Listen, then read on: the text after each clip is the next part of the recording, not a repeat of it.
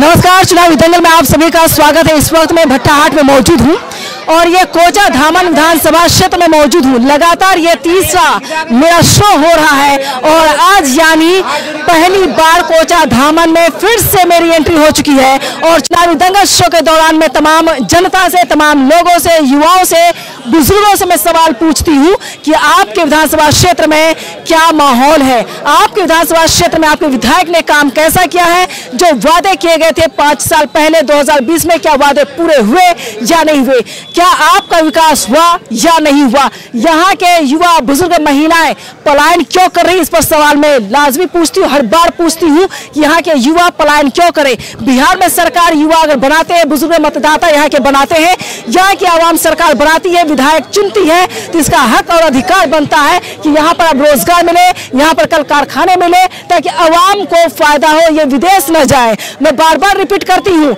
बिहार में चुनाव होने के बाद समय पर चुनाव होना है, समय पर मुख्यमंत्री शपथ लेंगे, समय पर सारा काम होगा, लेकिन जो बेरोजगार परेशान युवा है उनको रोजगार नहीं मिलता है। ये पलायन करके अररिया से या बहादुरगंज से या अलग अलग कोचा धामन से ये कह सकते हैं, यानी कह सकते हैं कि सीमांचल की जनता, बिहार की जनता, 50 लाख लोग हर साल पलायन कर रहे हैं, चाहे वो हरियाणा हो, पंजाब हो, राजस्थान हो, गुजरात हो, महाराष्ट्र हो, मुंबई हो, बेंगलुरु हो, तमाम राज्यों में पलायन कर रहे हैं। आखिर बिहार की जनता को ठगने का काम कौन कर रहा है, यहाँ के नेता या फिर यहाँ के विधायक, आखिर कौन जिम्मेदार है। तमाम सवालों का जवाब जानने की कोशिश करूंगी। शुरुआत में आपसे कर लेती हूँ, क्या नाम है आपका? नूर सलाम मैडम। नूर सलाम जी। नूर जी, आप ये बताएं कि मौजूदा विधायक द्वारा कोचा धामन में इजहार असफी साहब ने काम कैसा किया? देखिए, 5 साल में तो इसमें जमीनी स्तर पर काम नहीं हुआ, नहीं देखने को मिल रहा है ना। इनको जिताया था लोग जो उम्मीद पर, वो उम्मीद पर खड़ा नहीं उतरा है और काम ना के बराबर हुआ, न रोड का, न पुल का, न कोई चीज़ और दूसरी चीज़ का विकास का। हमारे एरिया जो है किसानी एरिया है, लेकिन किसानों के लिए आज तक एक व्यापार मंडल नहीं है मैडम, जो किसान अपना जो अनाज बेच सके। उनको पूर्णिया जिला ले आना पड़ता है बेचने के लिए, गुलाबबाग, या फिर बंगाल ले आना पड़ता है। सोचिए, बिहार के लोग बंगाल ले आते हैं माल बेचने के लिए, माल बेचने के बंगाल जाते हैं। हाँ, अनाज बेचने के लिए। यहाँ पे अनाज बेचने के लिए हमारे एक, देखिए आपके पश्चिम साइड में ये व्यापार मंडल है, बहुत पुराना व्यापार मंडल है, सबसे पहला इस एरिया का व्यापार मंडल, लेकिन ये व्यापार मंडल आज तक बंद है। स्टाफ से पैसा मिलता है, स्टाफ को जो सरकारी स्टाफ होता है। कब बना था ये? बहुत पहले बना, हम लोग का 10 से पहले का व्यापार मंडल है ये, पहले चल रहा था, लेकिन आज लगभग ये 15-20 साल से बिल्कुल बंद है। तो यहाँ के लोग बोलते क्यों नहीं? यहाँ के लोग बोलते हैं, लेकिन यहाँ के नेता जो है ना, वो जमीनी स्तर पर काम करना नहीं चाहता है। मेन चीज कि हमारे जो अभी प्रेजेंट में मुख्यमंत्री श्री नीतीश कुमार जी है और नरेंद्र मोदी जो प्रधानमंत्री है, वो कहता है सबका साथ सबका विकास। तो यहाँ पे जो भेदभाव हो रहा है, आप चाहे किसानी के मामला में एरिया देख करके नहीं हो रहा है। हमारे यहाँ मैडम शिक्षा के क्षेत्र में बहुत ज्यादा अनपढ़ लोग हैं। पहले चलो जो गुजर गया, लेकिन अब जो जमाना तेजी से आगे बढ़ रहा है उसमें नहीं है। शिक्षा में अच्छे यूनिवर्सिटी कोई नहीं है, अच्छे कॉलेज हमारे यहाँ देख लीजिए, कोई आमन में कोई नहीं है। एक यूनिवर्सिटी मरहूम तस्लीमुद्दीन साहब पास किया था अपने जमाने में, जब वो सांसद था। फिर मौलाना असरारुल हक मरहूम साहब के जमाने में वो उसका कुछ फंड आया, शिलान्यास हुआ, वो भी बहुत धरना प्रदर्शन के बाद। लेकिन शिलान्यास होने के बाद आज तक वो यूनिवर्सिटी का जो है ना, कोई काम नहीं हुआ है। तो मैं आपके माध्यम से, आपके चैनल के माध्यम से ये कहना चाहता हूँ कि हमारे यहाँ जो किसानी एरिया है, किसानों के लिए व्यापार मंडल खुला जाए। जो कालाबाजारी होता है, लोग मजबूर मरन किसान जो है अपने लोकल पे इसको बेचादारों को मिलकर माल बेचता है कम दाम में, किसानों के लिए वो सुविधा करे। खाद बीज मैडम पता है कब मिलता है हमारे यहाँ का बीज? जब धान का रुपये होता है तब धान का बीज आता है। जब रुपये में कब? वही तो कह रहा हूँ ना, जब मूंग का तोड़े में आता है मूंग, तब मूंग का बीज आता है किसानों के लिए। इतना बेईमानी है यहाँ के नेता और यहाँ के स्टाफ। तो कुछ कहने के बाद क्यों वो लोग नहीं देखता है कि जब समय पे मिला जाए ना खाद मैडम, अभी कुछ दिन पहले यूरिया नहीं मिल रहा था। और आपके माध्यम से मैं ये कहना चाहता हूँ कि हमारे यहाँ जो यूनिवर्सिटी रुका हुआ है AMU का, वो होना चाहिए। AMU को कवरेज क्या है? कॉलेज मैडम सरकारी नहीं है। एक मेडिकल कॉलेज जो ये इसका माता गुजरी मेमोरियल है किशनगंज में, नारायण सभा केंद्र, वो है। आप वहाँ जाकर किसी दिन भी देख लीजिए, लाखों लोगों का भीड़ लगा हुआ रहता है। ये नूर साहब ने सबसे ज्यादा मुद्दा उठाया, इनके लिए ताली एक बार बजाइए आप लोग जोर से। कंजूसी नहीं करना है। और बताइए, आपने बहुत अहम मुद्दा उठाया, और क्या मुद्दे हैं बताइए?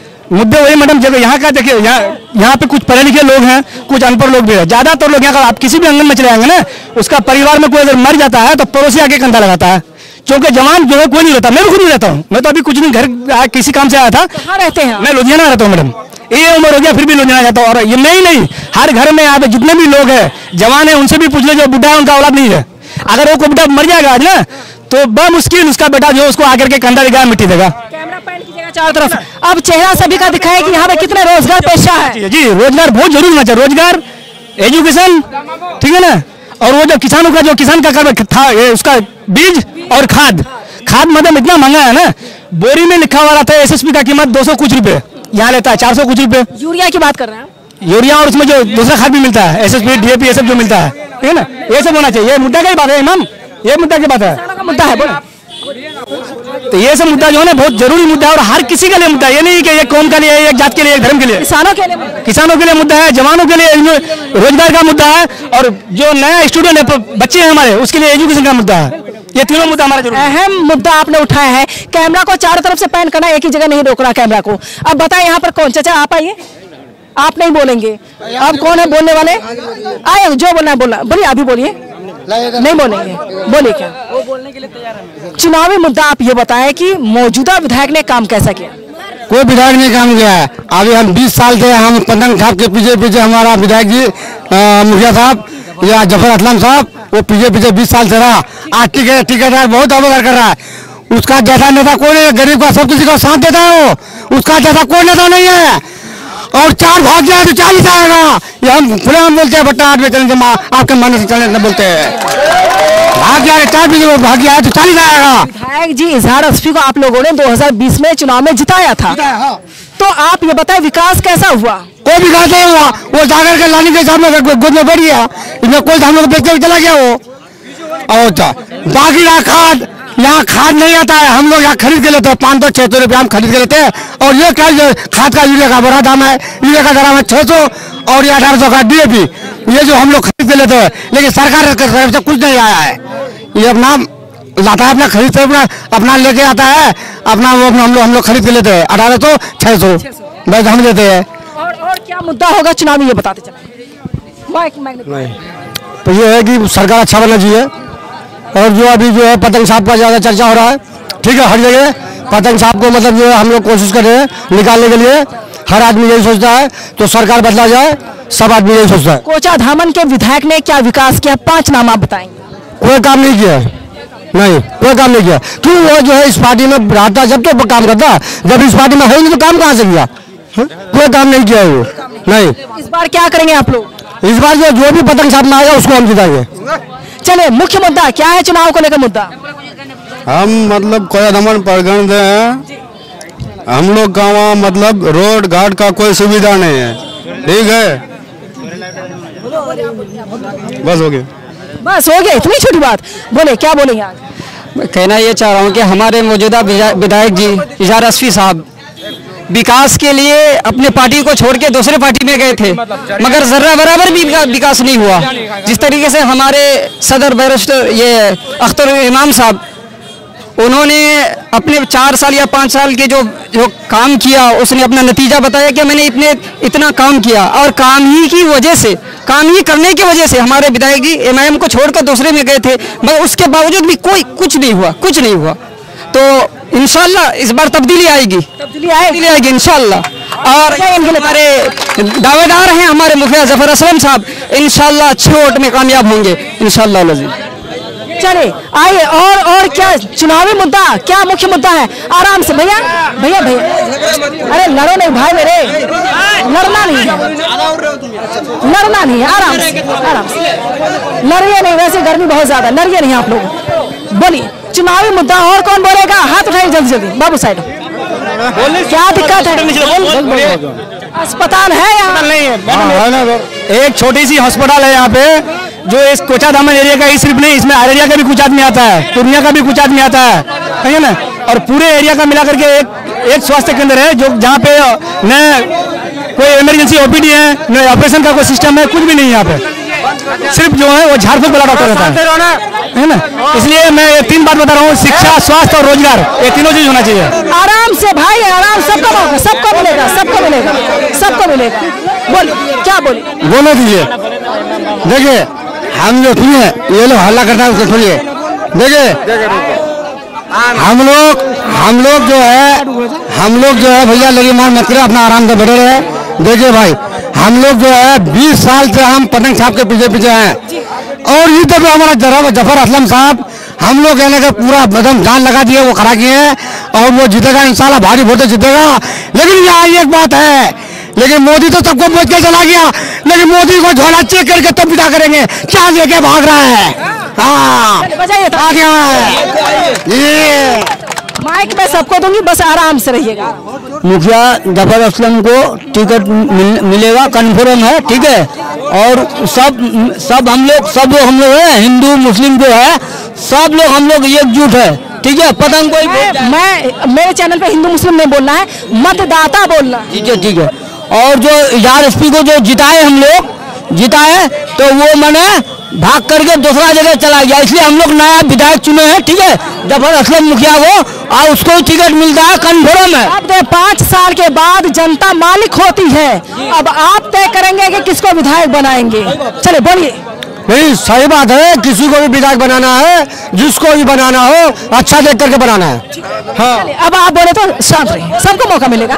बोले मौजूदा विधायक द्वारा कैसा काम है, पहले ये बताइए। मौजूदा विधायक जो मतलब ये एमआईएम से जीता, वो इससे भाग गया, तो उसका तो कहानी खत्म है। हाँ, अभी जो नया मतलब एमआईएम का होगा, असलम होगा, हाँ जफर असलम को टिकट नहीं दिया तो हम लोग फिर खुलेआम दूसरे तरफ जाएंगे, बात साफ है।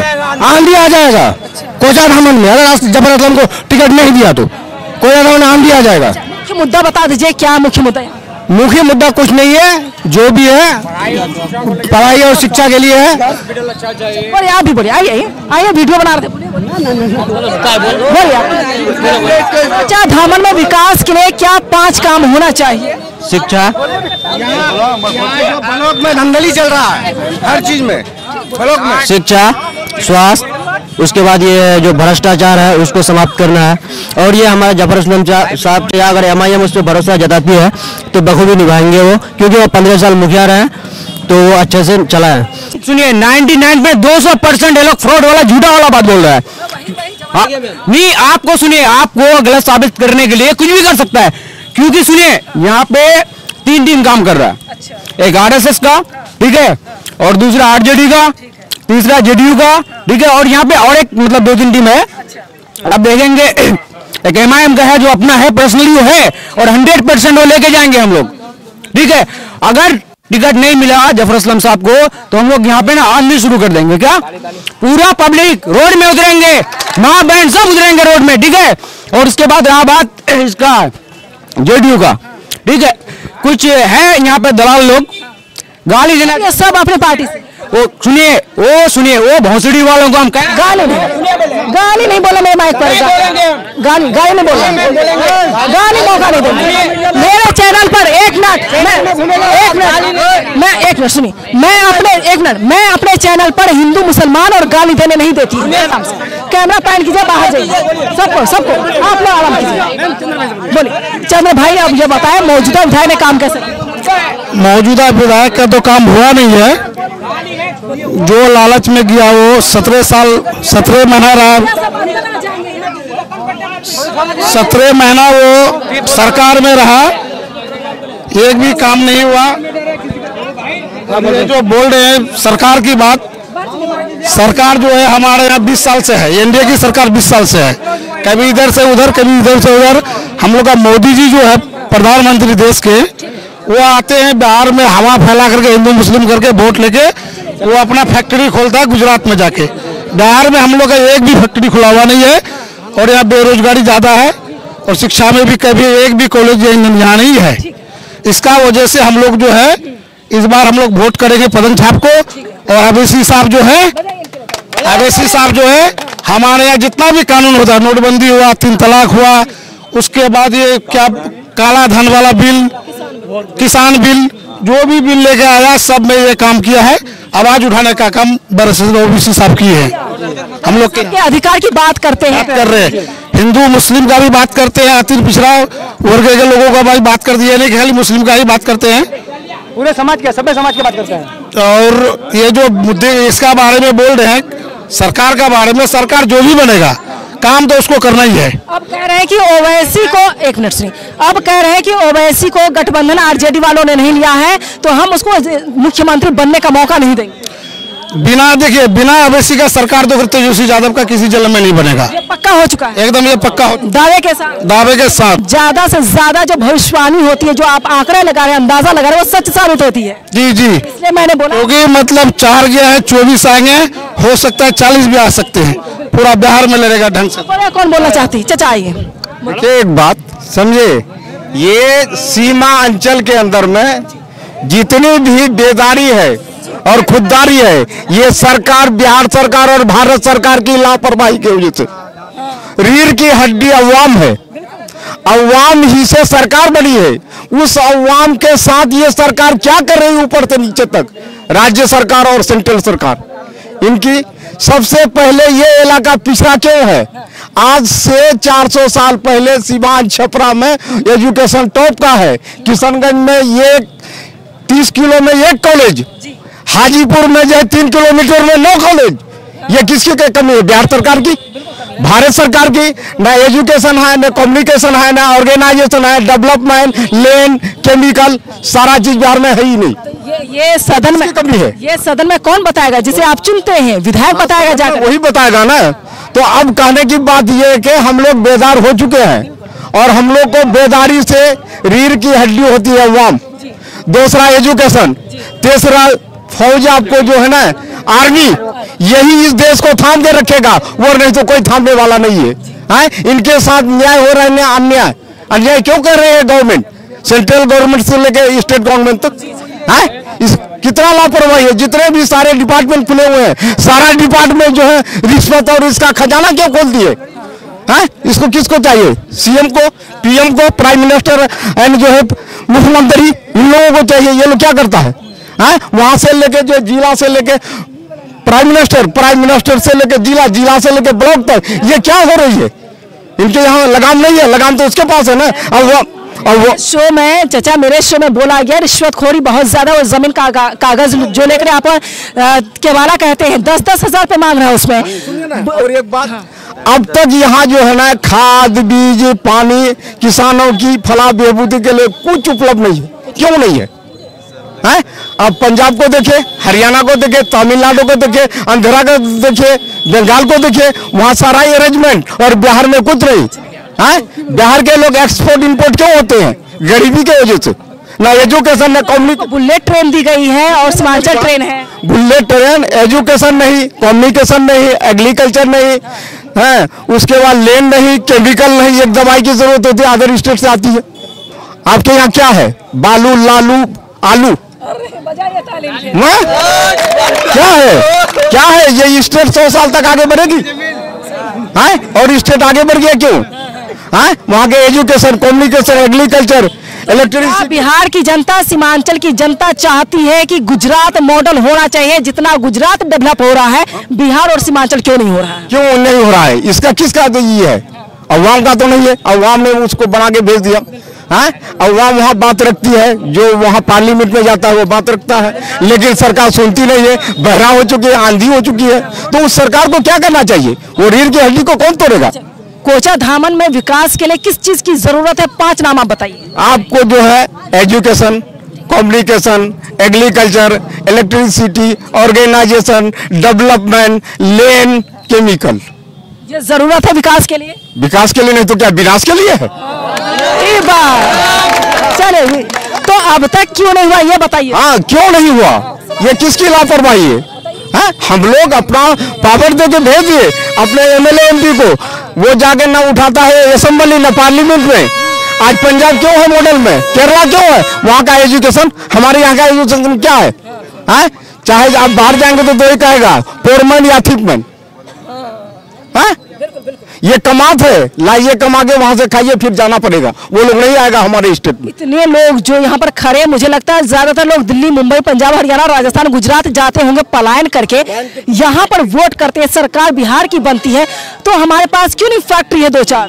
हमारे यहाँ फैक्ट्री क्यों नहीं है? क्यों नहीं 2-4 मेडिकल कॉलेज हो जाए, जो पढ़े लिखे मेडिकल कॉलेज में जाए? अभी यहाँ ये कॉलेज है 30 किलोमीटर में। मैंने हाजीपुर, वैशाली जिला में देखा 3 किलोमीटर 9 कॉलेज। तो वहाँ के लोग एजुकेशन में आगे होगा ना, और हम लोग कैसे पीछे रह गए और पीछे रहेंगे? जबकि सीमांचल पर राजनीति होती है, सबकी नजर सीमांचल और मिथिलांचल पर है। तो इसी वजह से हम कह रहे हैं आज हमारे यहाँ जो है ना इस तरह की बदहाली है। लोग एक्सपोर्ट इंपोर्ट करते हैं अदर स्टेट अदर कंट्री, जहाँ से लाते हैं कमा के खाते हैं फिर चले जाते हैं। हाँ, तो इसके लिए कौन आवाज उठाएगी? सरकार के पास आवाज उठाती है, सरकार सुनती नहीं है, बहरा हो गई है, आंधी हो गई है। तो इस बार यहाँ की जनता, कोचाधामन की जनता क्या चाहती, दिल में क्या है? कोचाधामन की जनता ये चाहती है कि हमारा फलाह बेबूदी के लिए जो अच्छा होगा हम उसको वोट करेंगे, बस ये चाहती है ना? चाहती है। बदलाव है, बदलाव है। नाम तो बता दीजिए। अरे बदलना बताना चाहिए, बताइए।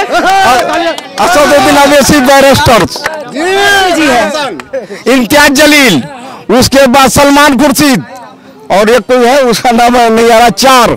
चलिए कोई बात नहीं, तो पीछे चलिए, कैमरा बैक साइड ले जाइए, कैमरा बैक साइड में कवर कीजिए, कैमरा डाउन नहीं करना है, ऐसे सीधे निकलना है, नहीं तो वीडियो कट हो जाएगा। मैं सबसे बात करूं। अच्छा, गाना भी गाते हैं? चलिए सुनाइए, आराम से आराम से, चलिए गाना सुनाइए, कौन सा गाना सुनाना चाहते हैं?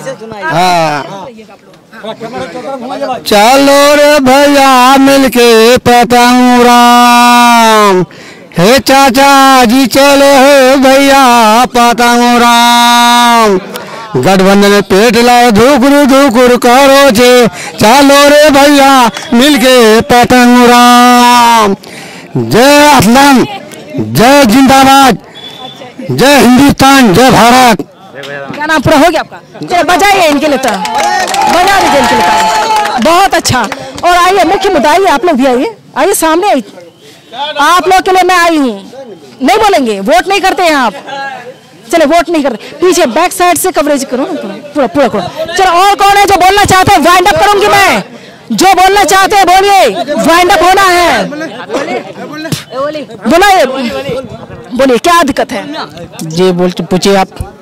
दिक्कत आप बताओ कि आपके विधानसभा क्षेत्र में आप युवा हैं, एक युवा जब बेरोजगार होता है उसको कितनी परेशानियां? बहुत ज़्यादा परेशानी ये है कि हमारे यहाँ पढ़ाई की कमी है। सबसे पहली बात तो हमारे यहाँ पढ़ाई की कमी है और राजनीतिक बहुत ज़्यादा हो रही है हमारे सीमांचल में। और यहाँ राजनीतिक का एक पल है कि जनता अपने आप मर्जी के चुनते हैं। सबसे पहली बात तो हमारी बात ही नहीं रखी जाती जहाँ रखनी चाहिए, जैसे हम मांग करते हैं उस चीज़ के लिए दी नहीं जा रही हमें सरकार। सबसे बड़ी पॉइंट तो यही है हमारे सीमांचल में कि विकास क्यों नहीं हो रही है सीमांचल में। सबसे बड़ी बात ये भी है कि हमारे यहाँ लोग नेता चुनने में कुछ मिस्टेक करते हैं, क्योंकि ये आवाज़ को उठाए, यहाँ के आवाज़ को उठाएंगे तभी आपको सरकार कुछ लाभ दे सकते हैं। सबसे बड़ी बात है कि एक हमारे स्कूल अभी बहुत ज़्यादा डेवलप नहीं हो रहे हैं। सबसे बड़ी बात है हमें पढ़ाई नहीं हो रही है। सबसे बड़ी बात सरकार हमारे यहाँ सीमांचल में ध्यान नहीं दे रहे हैं, प्लस उसके साथ बहुत सारी चीज़ों की हमें कमी है। जी अभी क्या करते हैं आप? अभी तो हम स्टूडेंट हैं। कहाँ पढ़ते हैं? उप मध्यालय कोचाधामन। कोचाधामन पढ़ाई अच्छी होती है? नहीं, वही तो मांग कर रहे हैं कि अभी हमारे यहाँ टीचर भी कमी है, प्लस बहुत ज़रूरत है। कोई स्कूल है, कॉलेज है यहाँ पर? कॉलेज है जी, पढ़ाई होती है। वही तो मैं कह रहा हूँ कि अभी हमारे स्कूल जो हाई स्कूल बने हैं, कॉलेज भी बने हैं, तो टीचर अभी नहीं है इस हिमाचल में। कब से टीचर नहीं है ये बताइए? लगभग 2 साल से। 2 साल से टीचर ही नहीं है। अब नाम बताइए कौन कौन सा टीचर नहीं है, सब्जेक्ट बताइए। तो टीचर दी नहीं है हमें सरकार, हमें यहाँ इस स्कूल में बालिकी नहीं किए, टीचर किए तो 3-4 वो फिर 12 क्लास के लिए, बस उससे ज़्यादा जो 9-10 उसके लिए नहीं किए हैं। क्लास कहाँ से स्टार्ट हो रही है? 9 से 9th 10th ये सब में टीचर है नहीं है। बच्चे क्या करते जाते हैं? तो बच्चे क्या करेंगे, यहाँ लोग आवाज़ उठा रहे हैं, बात बोल रहे हैं टीचर को, तो बात सुन ही नहीं रहे हमारे सरकार। स्कूल का नाम साफ बोलिए आप, क्या नाम? स्कूल का नाम बोलिए। कोचाधामन और क्या UMB कोचाधामन। UMB कोचाधामन। चलिए 2 साल से टीचर नहीं है आपके पास जी। ये शिकायत मिलेगी। जो मिडिल स्कूल था ना उसको हाई स्कूल बनाया गया, हाई स्कूल को कॉलेज बनाया गया, तो मिडिल स्कूल को जो हाई स्कूल बनाया गया तो हाई स्कूल का टीचर चाहिए, वो मिडिल स्कूल का जो टीचर है वही अभी मौजूद है। हाई स्कूल जो कॉलेज बनाया गया तो कॉलेज का टीचर चाहिए, वो वहाँ पे सिस्टम भी चाहिए। सिर्फ ऐसा तो नहीं किताबी पढ़ा चले। कॉलेज का मतलब क्या होता है कि वहाँ कंप्यूटर साइंस सब कुछ का सिस्टम होना चाहिए, लैब भी होना चाहिए, वो चीज़ नहीं है। और यूनिवर्सिटी तो खैर यहाँ है ही नहीं। सबसे बड़ा दुर्भाग्य यहाँ के लोगों का है, यूनिवर्सिटी है नहीं, इसलिए यहाँ का लोग चाहता है कि बदलाव हो। यहाँ का चाहे बिहार सरकार में हो या केंद्र सरकार में हो, उन लोग को खुद सोचना चाहिए कि एक देश एक कानून, एक लोग जब रहते हैं तो फिर सीमांचल के साथ भेदभाव क्यों होता है? देश आजाद होने का इतने साल हो गए, 75 साल से ज्यादा हो गया, लेकिन जो हमारा एरिया जो है आज भी पिछड़ा हुआ है। तो क्या सीमांचल की जनता अब जागरूक हुई है, पीछे ही है? मैडम, यहाँ की जनता जागरूक हुई है, लेकिन यहाँ का नेता जो कुछ दलाली करता है वो दलाली करते रहे। नेता जब जब दलाली करेंगे, यहाँ का जनता जो उसको उठा करके फेंकते रहेंगे बाहर। सबक सिखाने के लिए तैयार है? सिखाने के लिए तैयार है। बस बोले, आप बोले जी, बोले। 1 मिनट। यहाँ जो है किसानों की जो जितनी भी गरीबी और परेशानी है, अब तक सरकार यहाँ नहीं सोची है। खाद और बीज, पानी, बिजली, मोटर, इसका इंतजाम गवर्नमेंट अब तक नहीं की है। और इसकी इंतजाम के लिए गवर्नमेंट को जो है इत्तला दी जाती है कि वो स्वयं हमारे यहाँ भेजे। हमारे यहाँ तालीम की कमी है। तालीम में वही तो बताए, वो बच्चा बताया कि 2 साल से टीचर नहीं है, तो ये शिकायत कौन करेगा?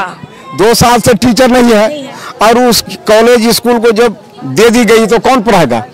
मूर्ख तो नहीं, टीचर ही पढ़ाएगा। तो इसके लिए कौन है जिम्मेदार है? इसके लिए सरकार जिम्मेदार है ना। सरकार तक बजट बना करके आप बताएंगे मेरे घर में ये दिक्कत है, नमक नहीं है, तेल नहीं है, प्याज नहीं है। जब बताएंगे एजुकेशन नहीं है, एग्रीकल्चर से रिलेटेड कुछ नहीं है। सरकार को बता रहे हैं कि सरकार आप अपना जो है ना तरफ से जो है एजुकेशन के लिए सबसे आगे बढ़िए। जिस देश में एजुकेशन नहीं वो देश किसी काम का नहीं, समझे। जिस देश में जो है ना ये डेवलप नहीं वो देश किसी काम का नहीं। अभी देश के अंदर में सबसे कम समस्या, ये सारी समस्या जो मुझे बताई जाती है, तमाम समस्याओं का जिम्मेदार एक विधायक और एक सांसद होता है। आप जाकर सदन में नहीं बोलेंगे, आप जाके पार्लियामेंट में नहीं बोलेंगे, तो आप जो मुखिया चुने, जो विधायक चुने, उनकी जिम्मेदारी है बोलना वहाँ। तो उन्हीं का जिम्मेदारी है ना। अब वो जो है बैठ के जाके पटवाने असेंबली में सो गया, चलिए हलवा रोटी मिल रहा है। पार्लियामेंट में जाकर के जो है वहां सो गया, तो उसकी तो लापरवाही है ही। लेकिन अवाम बेचारे तो जो है उनको अपनी पावर दे दिया। अवाम तो मजबूर है ना, भोग अवाम रही है, अवाम भोग रही है। हाँ, भूख रही है, अवाम को भुगतना पड़ता है। तो ये सारा कौन करेगा? है पार्लियामेंट के अंदर में संसद ही करेगा, असेंबली में विधायक करेगा, मुख्यमंत्री करेगा, प्रधानमंत्री करेगा, प्रेसिडेंट करेगा, है राज्यपाल करेगा। जितने लोगों को पावर दी गई वो लोग करेगा ना। है बोलिए। हमारे यहाँ जो ब्लॉक खाद और बीज की यहाँ बहुत बड़ी समस्या है। पानी का, इलेक्ट्रिसिटी, हमने कहा ना, education, communication, organisation, development, land, chemical, ये सारा चीज मेरे यहाँ है ही नहीं सीमांचल के अंदर में। तो सीमांचल के लोग कहाँ जाए? पूरे जिम्मेदार आपके विधायक और सांसद हैं, वही जिम्मेदार। बोल ये हो रहा है कि यहाँ के जो स्टाफ जो है ना, इतना गरीब मरी और इतना जनता को लूटने का काम करता है। मैडम, जो जमीन का मामला उठा है, कागज जो है ऑफलाइन में रसीद कटा हुआ जमीन का जो लगान होता है, ठीक है ना, ऑनलाइन में कंप्यूटर में चढ़ाया नहीं है। अब फिर वही स्टाफ वो बदलते रहता है, उसके जगह को दूसरा कहता है ऑनलाइन करोगे, देख के वाला कहता 10,000 रुपये लगेंगे। एक इंसान मुझे खुद बताया फुटानी चौक पर। एक चीज और, सिर्फ वही नहीं, लोग, मैं ये सुना था कि रिश्वत, पैसा लेने के लिए रिश्वत देता है। बैंक से लोन लो या कहीं कुछ लो तो उसको वहाँ रिश्वत देना पड़ता है। लेकिन यहाँ पे पता क्या होता है, गवर्नमेंट को लगान देने के लिए रिश्वत देना पड़ता है। आप जमीन का मोटेशन कराएंगे तो मोटेशन कराने के बाद आप तभी ना गवर्नमेंट को लगान देंगे, जो जमीन का टैक्स है वो देंगे। वो टैक्स देने के लिए खजाना जो हमारे यहाँ बोलते हैं, वो लगान देने के लिए पता है कम से कम 5,000, 7,000, 10,000 रुपए पहले रिश्वत दो यहाँ का कर्मचारी सीओ को। ये हरामखोर लोग, इतना इन लोग का ये हो गया है, तो कुछ करने की बात नहीं। तब जाकर के आपका मोटेशन करा, तब जाकर के फिर 200-300 रुपये गवर्नमेंट को दो। तो बताइए, गवर्नमेंट को 200 रुपये अगर लगान देते हैं तो पहले 10,000 रुपये इन हरामखोरों को देना पड़ता है। ये बात आप लोग जरूर आएंगे। और शिक्षा, स्वास्थ्य को लेकर के, ब्लॉक को लेकर ये मुद्दा उठाए मेरे शो में। एक किसान बताए, मैडम मेरा पेट का ऑपरेशन हुआ कुछ दिन हुआ है और इतना टूटा फूटा रोड से रोजाना मेरा आना जाना है।